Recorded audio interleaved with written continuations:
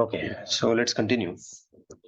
So wave optics इस chapter से हम लोग आगे बढ़ रहे थे और प्रीवियस जितने भी हमारे लेक्चर्स हुए हैं उस पूरी सीरीज ऑफ लेक्चर में हमने हमारे डिस्कशन को आगे बढ़ाया फॉर इंटरफेरेंस. ठीक है, it's a long long series of lecture. तो प्रीवियस क्लास में हम यंग्स डबल स्लिट एक्सपेरिमेंट इससे रिलेटेड कुछ जो स्पेशल कंडीशंस हैं उन पर बात कर रहे थे और जो लास्ट आर्टिकल मैंने डिस्कस किया in the previous lecture, that was all about introducing a thin transparent sheet in front of source in the Young's double slit experiment. तो आपको याद होगा उसके पूरे पाथ डिफरेंस की कंडीशंस और कैसे एक एडिशनल पाथ डिफरेंस क्रिएट हो सकता है, ये सारे एस्पेक्ट मैंने आपको अच्छे तरीके से बताए. Well, in conclusion if I ask you what will happen if you introduce a thin transparent sheet in front of the source? Actual में क्या होगा अगर हम ऐसा करेंगे तो? यस, किसी को कोई आइडिया है?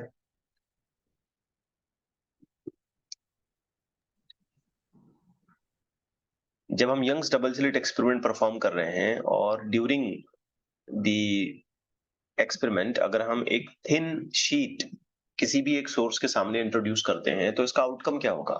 क्या हमें ऑब्जर्व करने को मिलेगा? यस, थोड़ा सा जल्दी बोलो. चेंज होता हेडलाइट. यस,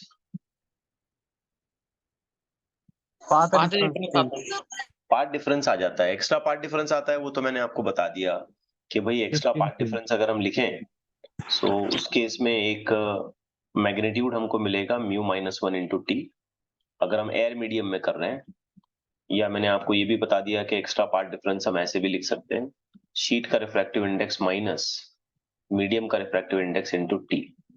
इस पर अपना डिस्कशन हो चुका है. मैं बोल रहा हूँ आउटकम क्या होगा, फाइनल रिजल्ट क्या आया? Shift in fringe. Yes, that is very important.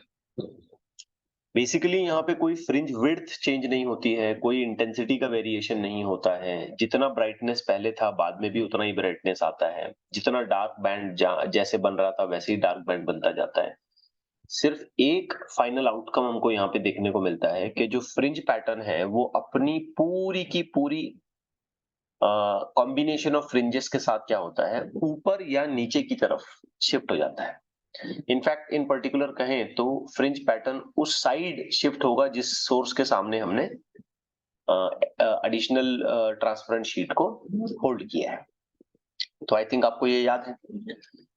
Well, आपसे अगर ये पूछा जाए कि इसमें पूरा फ्रिंज शिफ्ट कितना मिलता है तो आंसर आपको पता होगा, that is x by lambda into μ-1 T. या हम इसको ऐसे भी लिख सकते हैं, capital D divided by small d into μ-1 into T. Correct है? यस.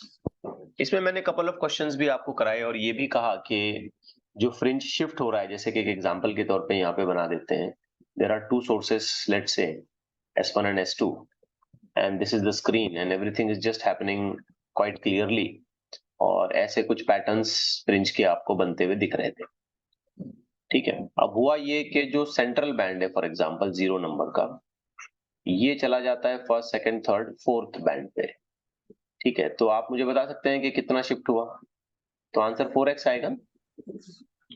शिफ्ट होके अगर ये 4 नंबर के ब्राइट बैंड पे अपनी लोकेशन, नई लोकेशन, नया पोजीशन अगर वो ऑक्यूपाई करता है, पूरा का पूरा पैटर्न ऐसे ऊपर की तरफ शिफ्ट कर जाता है अगर हम यहाँ पे एक शीट को इंट्रोड्यूस कर दें, तो क्या हम इस शिफ्ट को फिलहाल 4x ऐसे लिख सकते हैं? 1x, 2x, 3x, sorry not 4x, लिख सकते हैं? यस. यस. बिकॉज आप देखो तो ये 0 नंबर का बैंड है, ये फर्स्ट है, ये सेकंड है, ये थर्ड, मतलब शिफ्टिंग पूरी थर्ड बैंड तक हुई है. तो ये सारा थ्योरेटिकल एस्पेक्ट प्रीवियस लेक्चर में अच्छे तरीके से आपको समझाया गया है.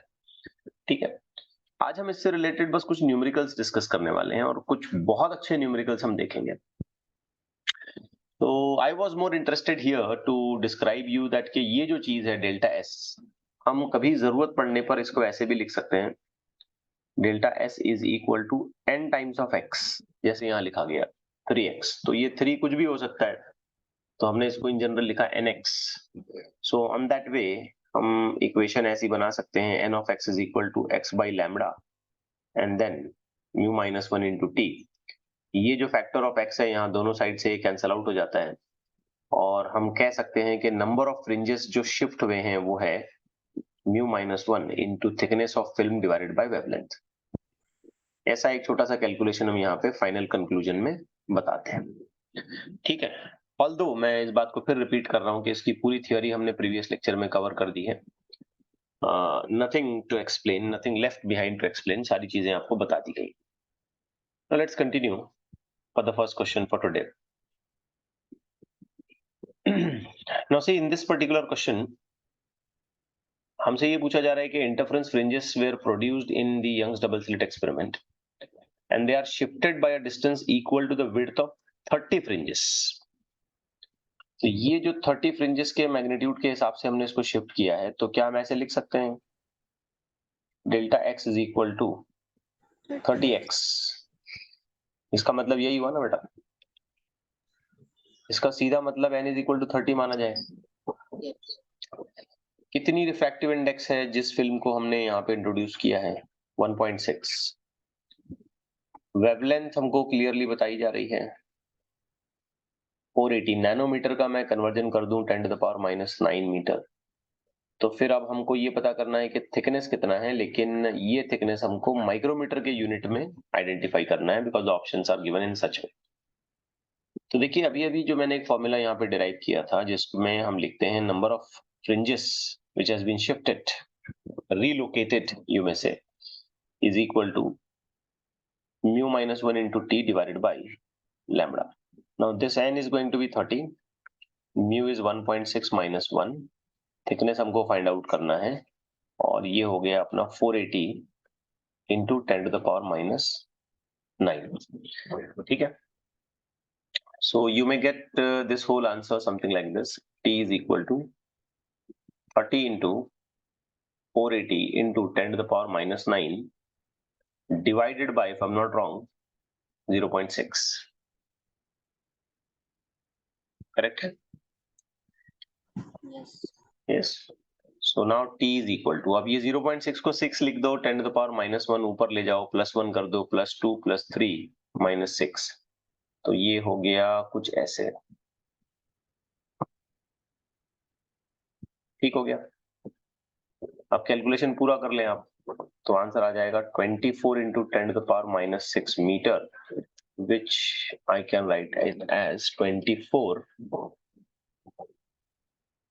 micrometer. Correct? Yes. ऐसा इसको क्लियरली मैं लिख दूं, मेरा स्टाइलस यहाँ पे फिसल रहा है. ओके, सो इस हिसाब से हमारा आंसर आ गया. देखिए तो ये बिल्कुल ही स्ट्रेट फॉरवर्ड क्वेश्चन है, कोई इसमें ज्यादा जिसे कहते हैं कंफ्यूजन वाली बातें नहीं है, बिल्कुल आसान है. आइए एक बड़ा इंटरेस्टिंग क्वेश्चन करते हैं, पैराग्राफ बेस्ड क्वेश्चन है, लंबा चौड़ा है, हमारी पूरी अंडरस्टैंडिंग को अच्छे से ग्रास्प करने के लिए हमको ये हेल्प करेगा. बड़ा सा क्वेश्चन है. Go on reading this question. Just पढ़ते जाओ पढ़ते जाओ पढ़ते जाओ, बहुत सारा है इसमें. सो ये इसका अगला हिस्सा. ठीक है ना, क्वेश्चन जरा ध्यान से पढ़ लेना, बाद में स्क्रीन पर दिखेगा भी नहीं. ये और आगे के डिस्क्रिप्शंस हैं, ये इसके डिस्क्रिप्शंस और लास्ट में ये इसके कॉलम्स. ठीक है ना, डरना मत. कर लेंगे अपन इसको, कोई बड़ी बात नहीं है. ठीक है, अब पहले क्वेश्चन स्टार्ट से पढ़ते हैं. डबल स्लिट एक्सपेरिमेंट परफॉर्म हो रहा था, वेवलेंथ 500 नैनोमीटर है. तो do remember wavelength 500 nanometre. Let me just write it here so that we can use it. 500 into 10 to the power minus 9 meter. Now point P is the location of the central bright fringe which is produced when the light wave arrives in phase without any path difference. So ये point P actually is the central point of the screen and it is at the zero path difference, so it should be in the middle of the two slits. Okay, now we have A, B, C strips, and the descriptions of these strips are given here.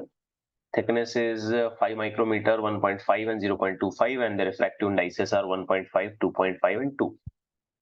Okay, they are of transparent material and so on. Now these are placed over one or both the slits. ये जो sheets हैं या आप कह लीजिए कि strips हैं, ये हम या तो एक या दूसरी दोनों स्लिट पर रख सकते हैं या फिर इनको कॉम्बिनेशन में भी रख सकते हैं, जैसे कि क्वेश्चन में बताया है, सिंगुलरली और इन कंजंक्शन। कंजंक्शन का मतलब ऐसा भी हो सकता है कि ए और बी को मिला के रख दिया और सी को बाद में अटैच किया। ए और बी को स्लिट 1 के सामने रखा, सी को स्लिट 2 के सामने रखा, या ऐसे भी हो सकता है ए और सी को स्लिट 1 के सामने रखा, 2 को 2 के सामने स्लिट 2 के सामने सिर्फ बी रखा। मतलब हम कोई भी वैरायटी ऑफ कॉम्बिनेशन यहाँ पे यूज कर सकते हैं। इन स्ट्रिप्स को या तो हम एक एक करके लगाएंगे या अलग अलग करके या कॉम्बिनेशन में, या जैसे भी हमको सूटेबल लगे। ठीक है, फिर हमको कॉलम 1 में वो बातें बताई गई हैं कि इन स्ट्रिप्स को कैसे लगाया गया है, only B, A, C and so on. और कॉलम 2 में हमको ये बताया गया है कि how the strips have been placed in mention, whereas in column 2 the possible order of fringe at P, तो P पर कौन सा फ्रिंज बनेगा ये बोला है, मतलब शिफ्ट होने के बाद P पर 0 की बजाय क्या बनेगा, ये इनका सवाल है। तो फिर अब बाद में फाइनली हमसे ये पूछ रहा है कि कॉलम को मैच करो।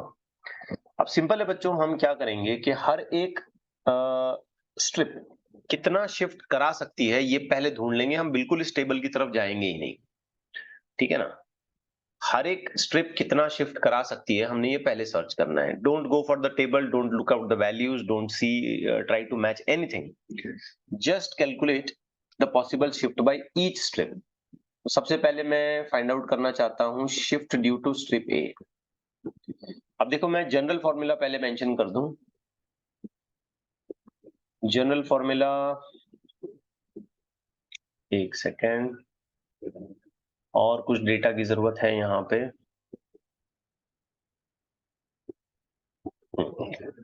तो नंबर हम निकालेंगे एक्चुअल, ठीक है, शिफ्ट तो नहीं निकाल पाएंगे क्योंकि इसके लिए हमको एक्स चाहिए, एक्स के लिए हमको कैपिटल डी स्मॉल डी चाहिए, ये कुछ भी नहीं बताया, तो हम नंबर निकालेंगे।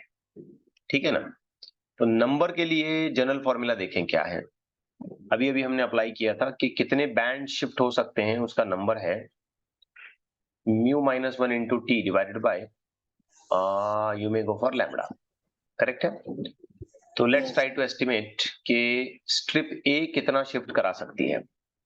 तो स्ट्रिप ए के डिस्क्रिप्शंस हैं थिकनेस 5 और रिफ्रैक्टिव इंडेक्स 1.5, तो कैलकुलेशन हो गया 1.5 माइनस 1 इनटू, बेटा ये हो गया 5 into 10 to the power minus 6 divided by, ये तो कॉमन है, 500 into 10 to the power minus 9। तो एन ए आप जल्दी से बताओ, तो ये 0.5 हो गया, ये 500 का ये दोनों जीरोस निकाल दिए, 10 टू द पावर माइनस 7 ऊपर आया प्लस 7। ठीक हो गई बात, प्लस 7 ये हो गया 0.5 और ये 5 प्लस 7 का माइनस 6 प्लस 7 यानी कि 1 हो गया, 1 आप दे दो इसको, तो ये हो गया 5 इंटू 5 25। करेक्ट हो गई बात। Yes. मतलब अकेले ए स्ट्रिप जो है ना ये 25 बैंड्स को शिफ्ट कराएगी। अगर मैंने 25 स्ट्रिप ए यहाँ पे पकड़ लिया कहीं भी यहाँ पे, तो ये ऊपर शिफ्ट हो जाएगा और पॉइंट पी की जगह पे 25 नंबर का बैंड आएगा नीचे से। नीचे भी तो बैंड होंगे ना उसके, तो नीचे वाला जो 25 नंबर का है वो पॉइंट पी पे आ जाएगा और पॉइंट पी ऐसे ऊपर की तरफ चला जाएगा। हमने कुछ मिस्टेक की क्या कैलकुलेशन में? 5, divided by 5. हाँ मैं ये 5 को बोल रहा था, डिवाइड बाय 5, तो 5 करना है, आंसर 5 आ जाएगा, सॉरी फॉर दैट, नॉट 25। तो फाइनली हमें ये पता चलता है कि 5 बैंड्स स्ट्रिप ए शिफ्ट करा सकती है। मैं थोड़ा डाउटफुल ही था इतना बड़ा नंबर क्यों आ गया, बिकॉज यहाँ पे तो ऐसा कुछ दिख नहीं रहा है। एनीवे ये 5 को मैं कैंसिल करना रह गया था मेरा, तो आंसर आया 5। मतलब सिंगुलरली अगर मैं ए स्ट्रिप को किसी भी सोर्स के सामने होल्ड करता हूं तो वो बैंड को शिफ्ट कराएगा 5 फ्रिंजेस से। ठीक है ना, अब बच्चों इसी ऑर्डर में आपने निकालना है कि बी स्ट्रिप से कितना शिफ्ट हो सकता है। तो बी स्ट्रिप का कैलकुलेशन देखें, अरे एक सेकंड, मैंने थिकनेस बराबर लिया ना इसका 5, हाँ ये 1.5 करेक्ट है। चलिए बी स्ट्रिप के लिए देखिए रिफ्रैक्टिव इंडेक्स कितना है, 2.5 माइनस 1, करेक्ट जा रहे हैं, इनटू उसका थिकनेस है 1.5 माइक्रो में है इसलिए 10 टू द पावर माइनस 6, और ये नीचे वाला वैल्यू बिल्कुल वही 500 into 10 to the power minus 9। अच्छा अब इसको आप कर दो 7, ऊपर जाएगा +1 ये आया 15 5 से कटेगा आएगा 3, ठीक है ना, और 1.5 इंटू 3, तो एनबी का आंसर क्या आएगा 1.5 इंटू 3 4.5, करेक्ट हो गई बात। अब यहां हम थोड़ा कंफ्यूज हो सकते हैं कि यार ये 4.5 का क्या मतलब है। तो बेटा सोचो अगर 4 फ्रिंजेस शिफ्ट हो गए तो ब्राइट की जगह ब्राइट ही आएगा, समझे ना, लेकिन 4.5 मतलब एडिशनली और एक फ्रिंज शिफ्ट होती है तो इसका मतलब ये है कि वो डार्क को ओवरलैप करेगी, ठीक है। तो 4.5 का मतलब ये होता है कि 4 ब्राइट फ्रिंजेस को शिफ्ट कराने के बाद 5वीं ब्राइट फ्रिंज नहीं आएगी उस पोजीशन पे, बल्कि डार्क फ्रिंज आ जाएगी, ठीक है। क्लियर हो गई बच्चों बात ये। अब निकालते हैं कि सी की वजह से कितना शिफ्ट होता है। तो सी का कैलकुलेशन देखें तो इसका रिफ्रैक्टिव इंडेक्स है 2 माइनस 1, फॉर्मूला आई होप सबको याद है, हम ये वाला फॉर्मूला लगा रहे हैं, और इसकी thickness into 0.25 into 10 to the power minus 6 divided by ये 500 हो गया into 10 to the power minus 9। तो ये 2 माइनस 1 तो 1 हो जाएगा, -9 ऊपर गया, ये दोनों जीरो कट गए, +1 के हिसाब से 2.5 के हिसाब से ये 5 यानी कि हाफ, तो 0.5। तो सी जो शीट है या सी जो स्ट्रिप है ये सिर्फ आधी फ्रिंज को शिफ्ट कराएगा, इससे ज्यादा कुछ नहीं, हाफ अ फ्रिंज, समझ रहे हो बच्चों।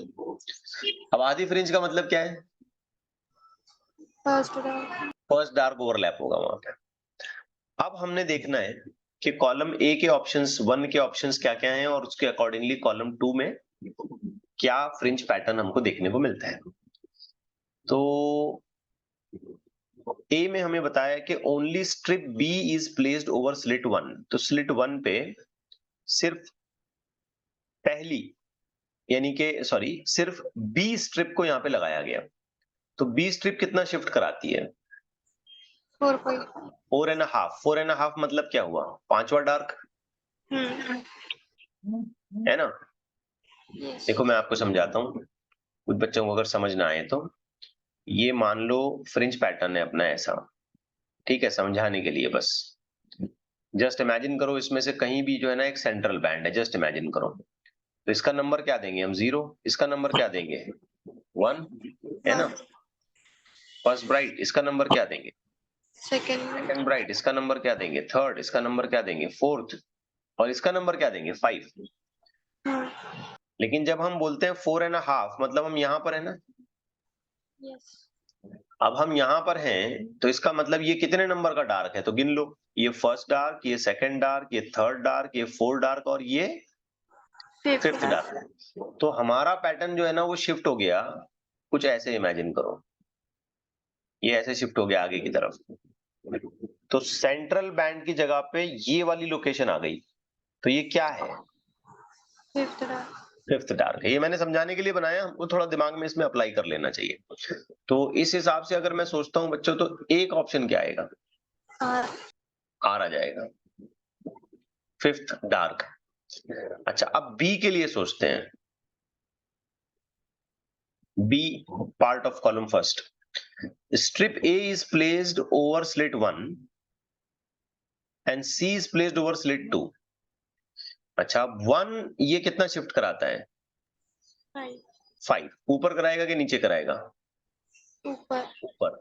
तो बस इतना करने से यहां पर मुझे कितने नंबर का बैंड मिलेगा, 5वां ब्राइट, है कि नहीं।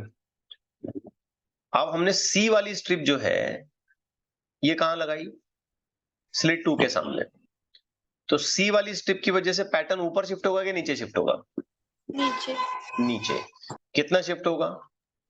0.5. 0.5। अब जरा सोचो, ए स्ट्रिप जो स्लिट 1 के सामने लगी है उससे पैटर्न ऊपर शिफ्ट हो रहा है 5 बैंड्स, 5 फ्रिंजेस, और सी वाली स्ट्रिप जो स्लिट 2 के सामने लगी है उसकी वजह से पैटर्न नीचे शिफ्ट हो रहा है हाफ फ्रिंज। तो नेट शिफ्ट कितना हुआ? ऊपर 4.5. ऊपर 4.5, और 4.5 चाहे ऊपर हो चाहे नीचे हो, फिफ्थ डार्क ही ओवरलैप करेगा। Yes. मतलब यहाँ पे फिफ्थ डार्क ही आएगा, चाहे ऊपर जाए चाहे नीचे जाए। 4.5 का माइग्रेशन, 4.5 का शिफ्ट हमको इस जगह पे फिफ्थ डार्क ही दिलाएगा। करेक्ट है ना? Yes. मतलब बी के लिए भी आंसर क्या आया? R. आ रहा है।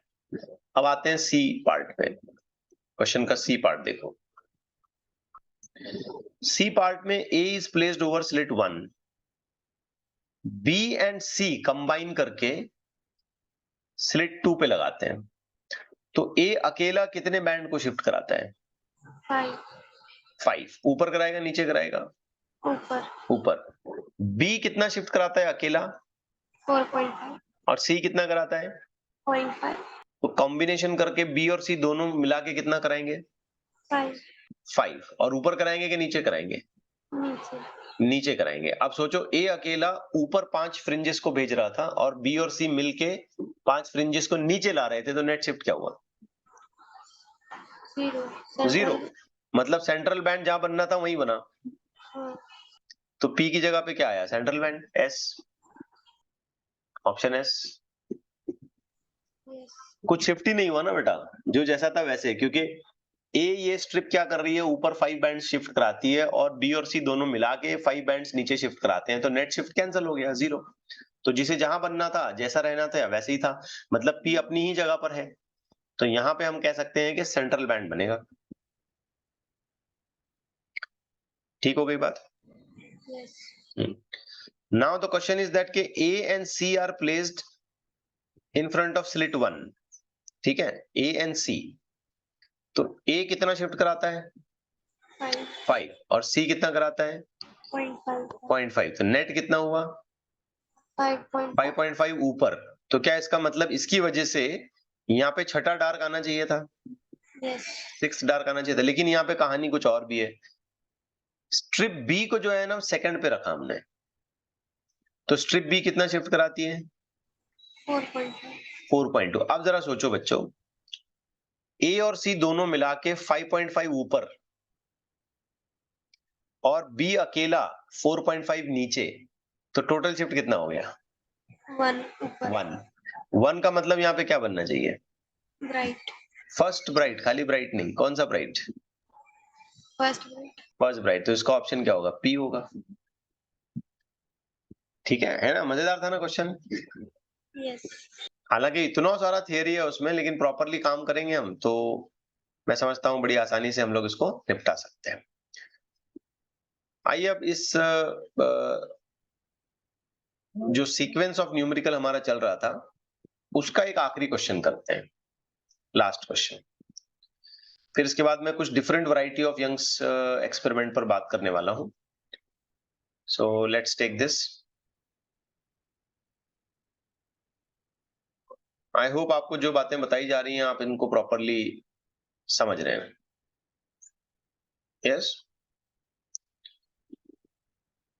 अब इसमें आपको सारी चीजें अच्छे से रिवाइज करनी होंगी, मतलब right from beginning Young's experiment से रिलेटेड जो भी बातें मैंने आपको बताई थी वो सारी की सारी आपको यहाँ पे रिवाइज करनी पड़ेंगी, कि कैसे पाथ डिफरेंस जनरेट होते हैं और कैसे बैंड्स बनते हैं and all that. You just have to recollect everything. Okay, देखिए अब इसमें कुछ कंडीशंस दी गई हैं हमको। ए केस में ना दोनों सोर्सेस रखे गए हैं ऐसे और सामने स्क्रीन सीधी रखी गई है और दोनों सोर्सेस के बीच का जो गैप है वो 100 लैम्बडा है, और बस कंडीशंस को मैच करना है कॉलम 1 और कॉलम 2 को गिवन सिचुएशन के हिसाब से। लेकिन ये जो S1 और S2 हैं ये पॉइंट सोर्सेस हैं, पॉइंट सोर्सेस। याद करें ये सारी शेप्स ऑफ फ्रिंजेस, इन सब पे मेरा डिस्कशन हो चुका है। फ्रिंज का पैटर्न कितना बनेगा, कैसा बनेगा, ये सारी बातें बताई जा चुकी हैं। तो थोड़ा सा रिकॉल करें इन चीजों को, प्रीवियस लेक्चर्स में आपको ये सारी चीजें देखने को मिलेंगी।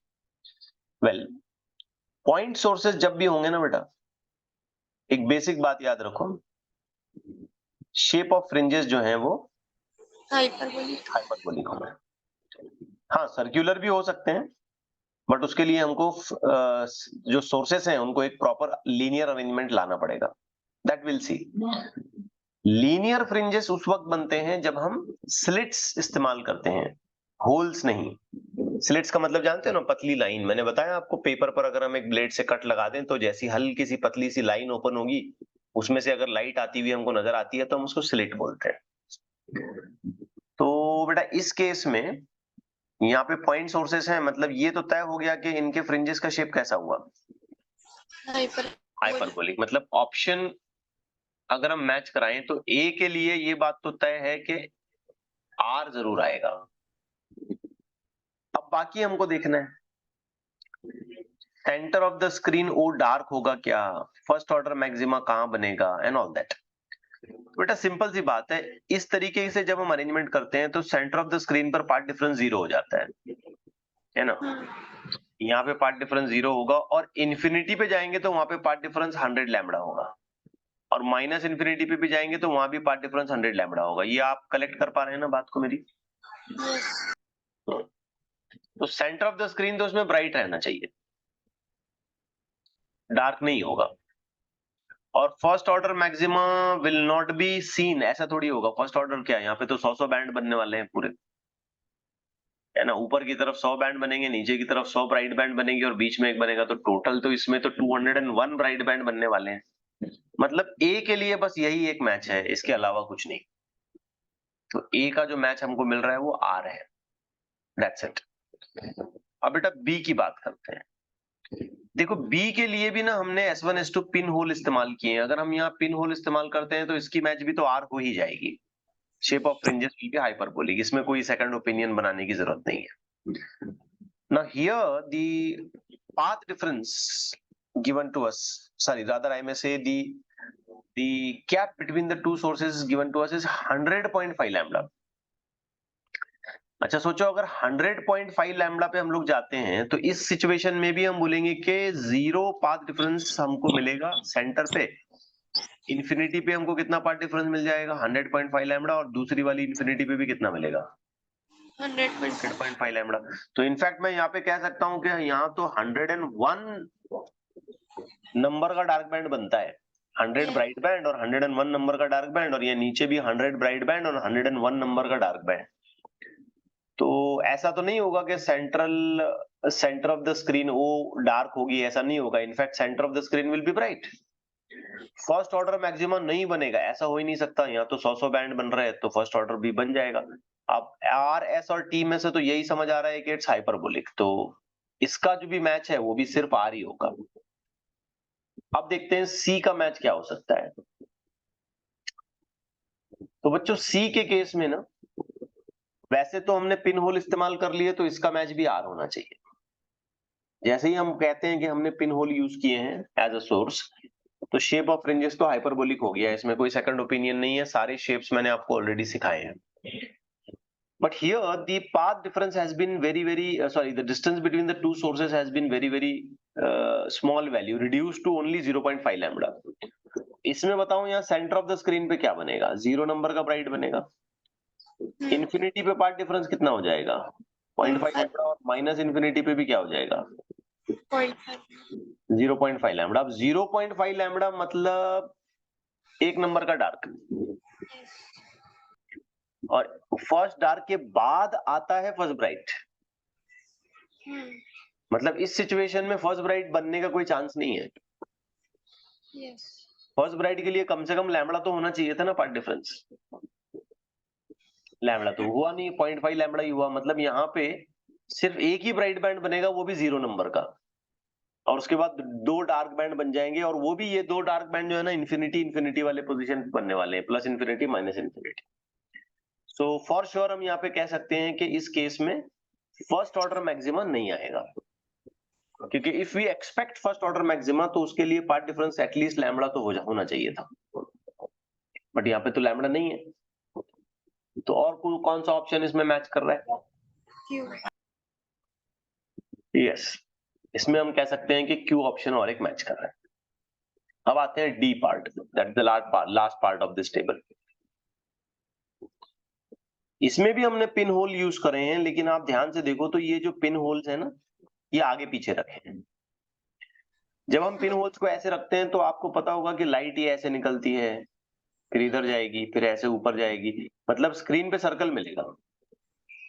यस। ठीक है, ये शेप के बारे में हम बात कर चुके हैं बेटा, ये कोई नई बात नहीं है।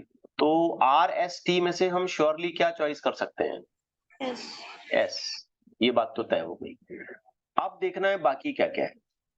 तो बच्चों ये जिस तरीके का अरेंजमेंट है ना, जिस तरीके का अरेंजमेंट ये बनाया गया है, इसमें हम ये श्योर कह सकते हैं कि सेंटर ऑफ द स्क्रीन पर हमको पाथ डिफरेंस मिलेगा 2.5 लैम्बडा, इंफिनिटी पर 0 और दूसरी नेगेटिव इंफिनिटी पर भी 0 मिलेगा।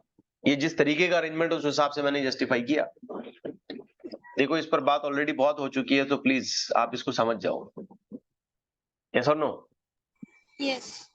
एकदम पक्का समझ आ गया कि इंफिनिटी पे 0 0 क्यों हो रहा है? ये लाइन, लाइट की रेज जो है सीधे सीधे सीधे होती जाएंगी, इंफिनिटी पर पहुंचते पहुंचते तो 0 पार्ट डिफरेंस हो जाएगा। ठीक हो रहा है बॉयज? Yes, sir. ओके, तो समझ ये आया कि सेंटर ऑफ द स्क्रीन पर 2.5 लैम्बडा आ रहा है। अब सेंटर ऑफ द स्क्रीन पर 2.5 lambda will give us dark,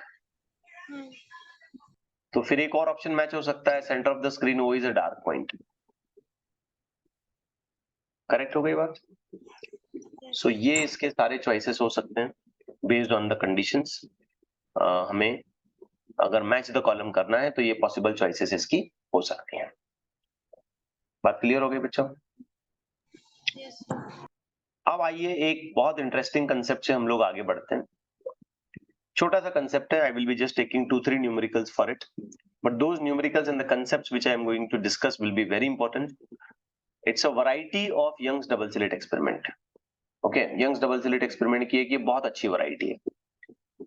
इसे हम कहते हैं YDSE विद ऑब्लिक इंसिडेंस। ध्यान से सुनना बेटा, हर चीज अच्छे से समझना, फिर न्यूमेरिकल करते वक्त आपको प्रॉब्लम नहीं आएगा। YDSE with oblique incidence.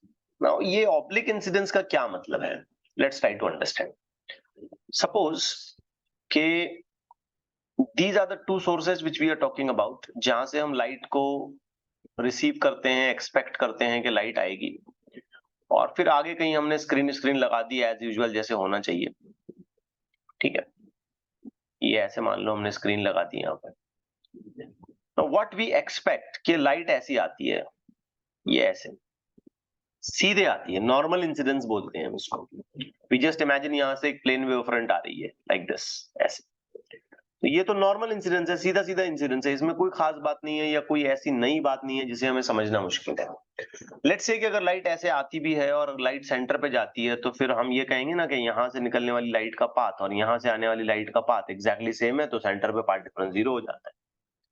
And in general with that case हम एक्सपेक्ट करते हैं कि सेंटर पे हमको ब्राइट मिलता है। लेकिन अगर पहले से कोई पाथ डिफरेंस इन सोर्सेस में था, तो फिर सेंटर पे डार्क भी हो सकता है, दैट डिपेंड्स।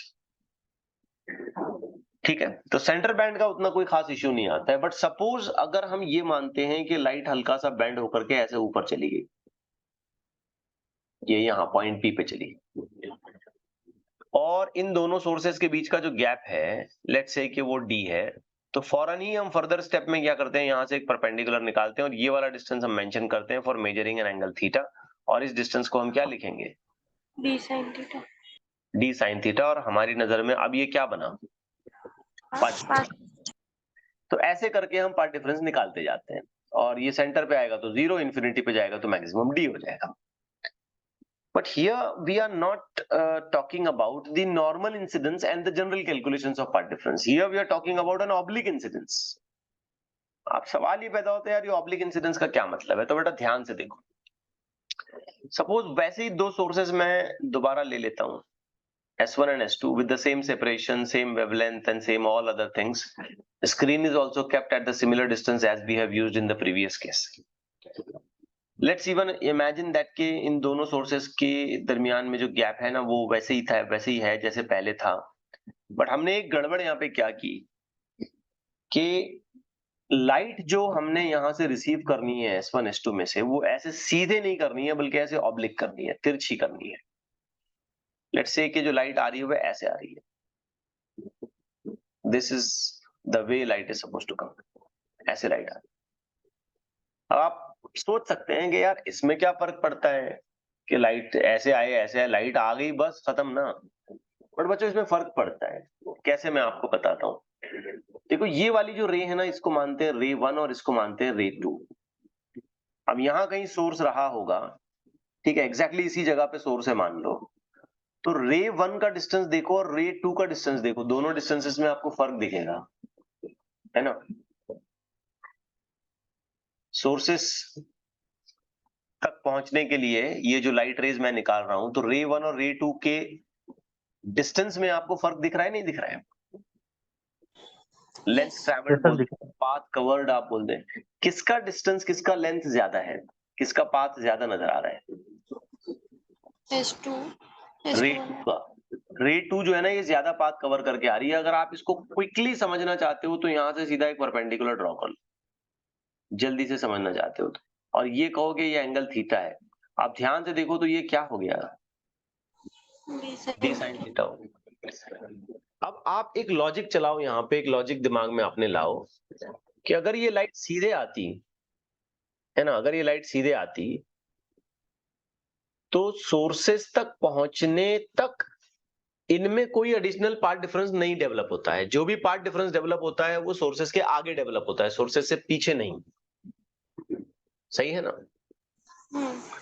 लेकिन जैसी लाइट ऑब्लिक आ रही है, अभी वो सोर्स से निकली नहीं, इन पिन होल से बाहर नहीं निकली अभी, लेकिन उनमें ऑलरेडी क्या आ चुका है, Path difference. Part difference already आ चुका है। अब सोचो बच्चों, अगर मैं ये कहता हूं कि ये लाइट जो है ना, ये सेंटर पे जा रही है, बिल्कुल सेंटर पे, पॉइंट ओ पे, जस्ट इमेजिन, तो क्या इस सिचुएशन में हम ये क्लेम कर सकते हैं कि पॉइंट ओ पर पहुंचने वाली लाइट रे का कोई पार्ट डिफरेंस नहीं है? क्या हम ऐसा क्लेम कर सकते हैं? नहीं. नहीं कर सकते।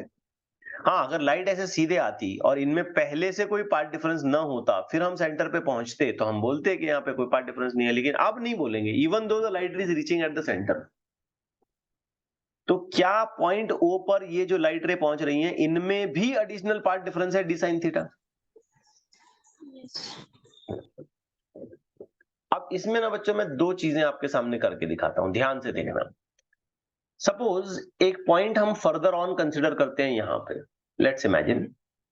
तो फिर ये लाइट रे ऐसे पहुंचती हैं, जिस पॉइंट के बारे में हमको इंटेंसिटी कैलकुलेशन करना है वहां पे। ध्यान रहे, ऊपर वाली जो रे है वो रे 1 चल रही है और नीचे वाली जो रे है ये पूरी रे 2 चल रही है। बेटा अब देखो आप, तो सोर्सेस के बाद भी इन दोनों रेज में पार्ट डिफरेंस है। कौन सी वाली बड़ी है?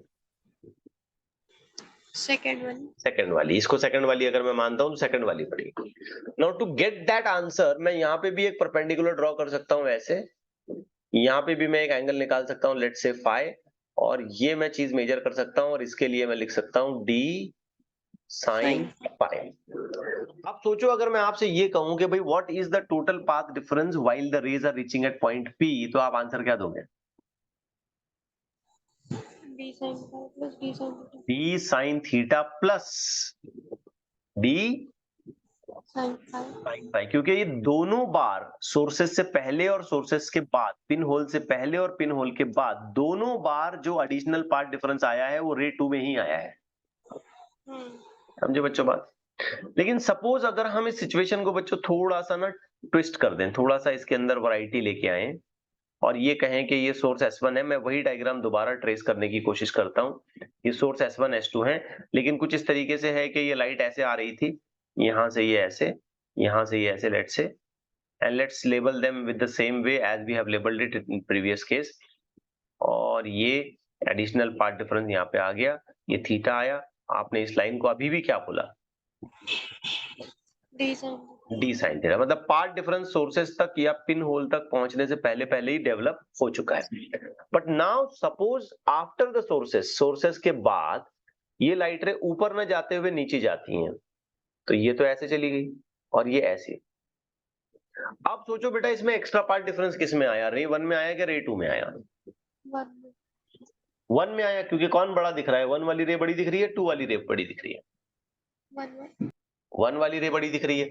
तो इसको सॉर्ट आउट करने के लिए मैं यहाँ पे ऐसा एक परपेंडिकुलर बना सकता हूं और ये मैं कह सकता हूं कि एंगल फाई, और इस जगह पे जो आया उसको मैं लिख सकता हूं डी साइन फाई, अगर मैं गलत नहीं हूं।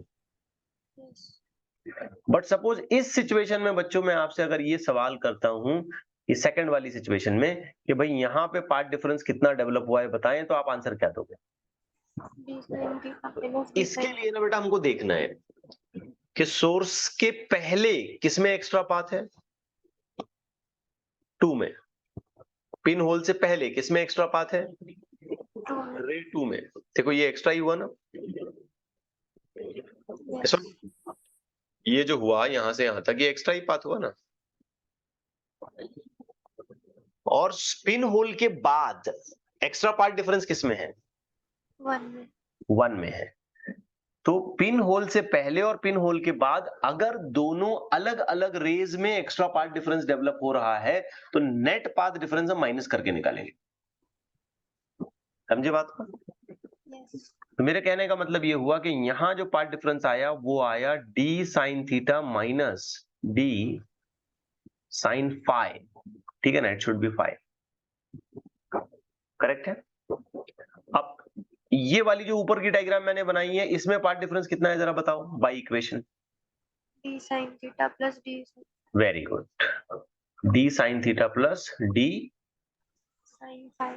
Sign phi. तो हमें रूल क्या पता चला, हम टोटल नेट पार्ट डिफरेंस को कब प्लस करेंगे और कब माइनस करेंगे? सेम रे में रहा तो प्लस। हाँ वेरी गुड, अगर सेम रे में, एक ही रे में एक एडिशनल पाथ डिफरेंस डेवलप होता है before the slits and after the slits, तो फिर हम नेट वैल्यू को हमेशा प्लस करते हैं। और अगर ये वाला कैलकुलेशन जो है ये दोनों अलग अलग रेज में होता है before the slit and after slit, तो हम नेट वैल्यू को यहाँ पे क्या करते हैं, माइनस करते हैं। अब ये इसका बस बेसिक फंडामेंटल है। बाकी आप मुझसे पूछ लें भाई इसमें फ्रिंज विड्थ कैसे निकालोगे, तो वैसे ही आएगी lambda capital D divide by small D, screen और सोर्स का distance small D, wavelength, fringe width, fringe pattern, counting of fringe, सब कुछ जैसा वैसा है। सिर्फ एक छोटी सी चीज आपने एडिशनल ये समझनी है कि यहाँ पे इन एग्जांपल्स में YDAC with the oblique incidence, path difference जो है वो पिन होल से पहले भी है और पिन होल के बाद भी है, और वो दोनों पार्ट डिफरेंसेस प्लस उस वक्त होंगे जब वो एडिशनली डेवलप हो रहे होंगे किसी एक ही रे में, ठीक है। और दूसरी रे में और पहली रे में अगर पार्ट डिफरेंस अलग अलग डेवलप हो रहे हैं सच दैट के some of it is before the source and some of it is after the source, so net value हम लोग माइनस करते हैं। बात समझ आई बच्चों? चलिए आइए अब इसके कुछ प्रॉब्लम्स करते हैं। इसमें ज्यादा कुछ भी नहीं है, बस इतनी सी बातें याद रखनी है। और मैंने जैसे कहा कि आपको बाकी का पूरा Young's double slit experiment as it is आपने उठा के इसमें कैरी करना है, कोई चेंज नहीं होगा फ्रिंज विड्थ्स के कैलकुलेशन में, डिस्टेंसेस कैलकुलेशन में और बाकी सभी चीजों में, खाली पार्ट डिफरेंस के बारे में आप ख्याल रखें। अब जैसे देखिए यहाँ एक डायग्राम दी गई है और इस डायग्राम में बताया जा रहा है कि distance between the two slits is 20 lambda, where lambda is the wavelength of light used, find the angle theta for which central maxima is obtained. तो वो एंगल ढूंढ के निकाले जहां पे सेंट्रल मैक्सिमा हमको मिलता है। So this is the diagrammatic representation. सबसे पहले तो बेटा मैं ये देखता हूं कि इधर एडिशनल पार्ट डिफरेंस आया है, सही है, ये 90, ये 45, गेस करें यही 45 होगा, क्योंकि अगर ये दोनों रेस को मैं सीधा कर दूं, ये 45 जीरो कर दूं, तो ये जो 90 वाली लाइन है ये सीधा सीधा इस डी के साथ पैरेलल हो जाएगी। इसको जितना नीचे झुकाया गया जाएगा, जितना एंगल यहाँ पे बढ़ा दिया जाएगा, अगर मैं यहाँ 45 से ज्यादा लेता हूं तो यहाँ खुद ब खुद 45 होगा, क्योंकि इसको अगर मैं जीरो कर दूं तो ये जो परपेंडिकुलर है ये डी के साथ पैरेलल हो जाएगा। ओके, तो यहाँ तो 45 हुआ। अब दूसरे साइड में देखो सोर्सेस के, तो एडिशनल पार्ट डिफरेंस इधर है बेटा, और ये एंगल होना चाहिए थीटा, ठीक है। तो अब आप मुझे बताएं कि टोटल जो पाथ डिफरेंस है वो ऐड होगा क्या सब्सट्रैक्ट होगा? सब्सट्रैक्ट होगा, ठीक है ना। पहले केस में आ जाएगा डी साइन 45, दूसरे केस में आएगा डी थीटा साइन थीटा। आपको क्या बनाना है? मैक्सिमम कौन सा मैक्सिमा? खाली मैक्सिमा नहीं है, कौन सा मैक्सिमा आपको बनाना है? Central central. सेंट्रल मैक्सिमा का मतलब पार्ट डिफरेंस कितना होता है? 0। तो ये हो गया d by root two sine 45 के हिसाब से माइनस d साइन थीटा। अब माइनस वाला टर्म उधर ले जाएं आप, d sine theta is equal to d by root two, D factor cut गया तो पता चला sine theta is equal to 1 by root two. इसका सीधा मतलब ये पता चला कि theta is equal to 45 degree. है ना आसान? कितना आसान है देखें। सिर्फ ये कंडीशन आपने प्रॉपरली इसको कर लेनी है कि प्लस कब होगा और माइनस कब होगा। याद रखें, before the pin holes, before the source and after the source, अगर एक्स्ट्रा पार्ट डिफरेंस एक ही रे में हो रहा है, सोर्स से पहले भी और बाद में भी, तो टोटल वैल्यू ऐड की जाएगी। और बिफोर और आफ्टर दो अलग अलग रेज में एडिशनल पार्ट डिफरेंस डेवलप हो रहा है, तो ऐसी सूरत में हम क्या करेंगे, नेट वैल्यू को सब्सट्रैक्ट करके निकालेंगे, ये जैसे यहां लिखा है। क्लियर हो गई बच्चों बात? तो करंट सिचुएशन में हम ये देखते हैं कि ये दो अलग अलग रेज में पाथ का डिफरेंस डेवलप हो रहा है, इसलिए नेट वैल्यू हम सब्सट्रैक्ट कर लेंगे। तो चलो एनी हाउ हमने इसका केस ए तो सॉल्व कर लिया, अब केस बी देखना है। केस बी में हमसे ये पूछ रहा है कि भाई थर्ड ऑर्डर मैक्सिमा कब बनेगा, कितने एंगल पर बनेगा। तो let me reuse this equation once again. इसी इक्वेशन को मैं दोबारा यूज करता हूं या नीचे। थर्ड ऑर्डर मैक्सिमा का सीधा मतलब है बच्चों path difference lambda, 3 lemon sorry 3 lambda. फिर ये d साइन 45, d साइन 45 तो मैं बस मेंशन कर लूं डायरेक्टली d बाई 2 माइनस ये d साइन थीटा जूं का तो। अब आप बोलेंगे भाई d का क्या करें सर, कैलकुलेशन तो पूरा करना है। तो बच्चों क्वेश्चन को ध्यान से पढ़ो, d का वैल्यू कितना बताया है इसने? 20 lambda. So just put up 20 lambda for d. So we will be getting this as 3 lambda is equal to 20 lambda divided by root 2 minus 20 lambda sin theta. तो सिंपली यहां से लैम्बडा फैक्टर कैंसिल आउट हो जाता है, जिसका आपको कोई खास जरूरत नहीं है। तो हम इस इक्वेशन को फाइनलाइज कर सकते हैं, sine of theta is equal to, या in fact 20 sine of theta is equal to 20 by root 2 minus 3। Correct जा रहे हैं? Yes Yes or no? Yes sir ठीक। Now we just have to complete with certain calculation. 20 by root two, पहले इसको solve कर लेते हैं और फिर बाद में इसको 20 से डिवाइड कर लेते हैं। So this will become 20 sine theta is equal to 20 divided by 1.414 minus 3। ठीक है, जरा डिवीजन कर लो जल्दी से, बताओ। 20 sine theta is equal to, तो ये डिवीजन पूरा करो, कितना हो रहा है देखो फटाफट बताओ।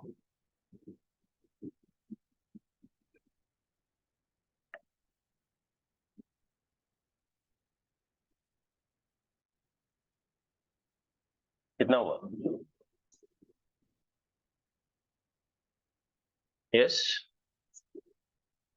या आप ऐसे भी कर सकते हो इसको। 11.14 एक सेकंड, आप चाहो तो इसको ऐसे भी कर सकते हो, ऐसा ना करते हुए ये 20 जैसे वैसे 0.707 ये भी तो हो सकता है ना, because 1 by root two will take a value of 0.707। अब मल्टीप्लीकेशन शायद ज्यादा आसान हो जाएगा, 14 हो जाएगा ये। करेक्ट जा रहे हैं? यस तो sine of theta will now become equal to 11/20। हाँ, ये अब परफेक्टली बताना पड़ेगा क्योंकि हमको थीटा निकालना है। 11/20। यस, 0.5 0.5 और जाओ, 595 कुछ है क्या? 55 55, चलिए 0.5। 0.5 का मतलब तो हाफ होता है, 30 so we nearly expect this to be 30। हल्का सा फर्क पड़ेगा, 29 या ऐसा कोई डिग्री आप एक्सपेक्ट कर सकते हो, but that way we may be very sure in getting the third order maximum. Getting the point? Yes. तो ऐसा इसका सॉल्यूशन करना है। इसमें जो मेन स्ट्रेटजी है ना, वो मैंने आपको पहले ही बता दी। बस ये दो बातें बड़ी मेन है इसमें। आपने ये दो चीजें अगर ढंग से कर ली कि कब कहाँ मुझे टोटल पाथ डिफरेंस निकालते वक्त एडिशन करना है और कब कहाँ मुझे सब्सट्रैक्शन करना है, तो बाकी प्रॉब्लम को हम थोड़ा सा एफर्ट लगा के कैसे भी सॉर्ट आउट कर सकते हैं। ठीक है, तो हमें कब ऐड करना है, टोटल वैल्यू कब ऐड करनी है हमें? एक ही रे में पाथ हाँ, difference. If before the source and after the source एक ही रे में एडिशनल पार्ट डिफरेंस डेवलप हो जाता है तो we combine it, we add it. और बिफोर द सोर्स और आफ्टर द सोर्स अगर अलग अलग रे में हमें एक्स्ट्रा पार्ट डिफरेंस देखने को मिलता है तो नेट वैल्यू है हम सब्सट्रैक्शन से निकालते हैं।